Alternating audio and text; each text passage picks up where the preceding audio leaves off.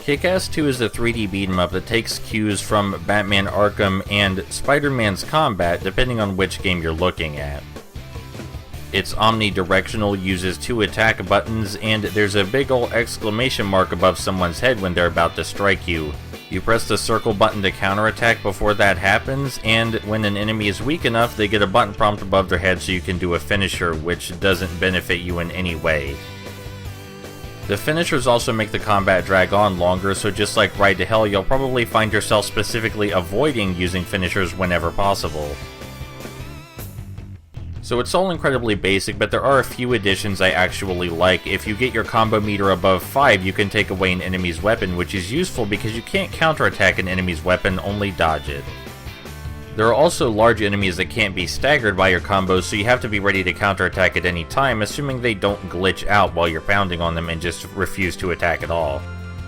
And the most surprising and enjoyable facet of the combat to me is that you can't button mash. You have to wait until after the blow connects before you input the next command. No inputting commands early or just tapping the button until something happens. Now usually, to be fair, this feature isn't incorporated because most hack and slashes and beat 'em ups move too fast for that sort of thing, but this is an obvious exception. It's a very slow moving game. Unfortunately, even those most interesting mechanics are easily cheesed or avoided, with the exception of the last one. If you want to get a weapon out of the enemy's hands easier, just run out of the battle zone, run back, get a quick 5-hit combo, take an enemy's weapon, run out, and run back again. Just repeat until they're all out of weapons. And while I said the idea behind the big enemy type is solid, most of the time they'll just forget to attack you and wait for their buddies at the side to do it. This seems more like an AI oversight than a glitch, but there are terrible glitches that seem to occur with startling frequency, such as the one you're witnessing here with an indestructible foe. It's actually one of these glitches that led me to indirectly discover the most hideous flaw in the whole game.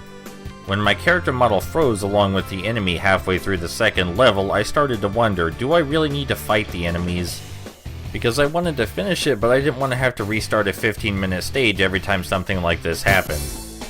And it turns out the answer is no, you don't need to fight the enemies in this game. Even when they do decide to notice you, you can usually run straight past them because the developers forgot to gate your progress based on the enemies you defeat. There are only a handful of mandatory conflicts in the game, and even enemies with guns can't stop you from running right past them as long as you spam the roll button. This hilarious and depressing oversight means that you'll only have to fight new enemy types once or twice throughout the game, if that. Speaking of the few mandatory battles, there are boss fights, and these are just as easily broken, but with a less devious method. We simply activate our invincibility by zapping ourselves with tasers and then wail on the boss until they fall over. The invincibility lasts a damn long time, so I was able to beat every boss in the game this way. But even if the invincibility only lasted a few seconds, I would have to question its necessity. It's not like this is a difficult game to begin with.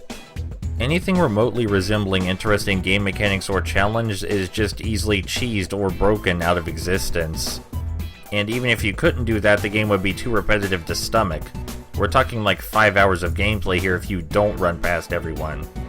You know, I look at the totality of this game, I look at everything this game is, as a whole, and then I look at Watchmen, The End Is Nigh, and I ask myself, why couldn't this have been another Watchmen?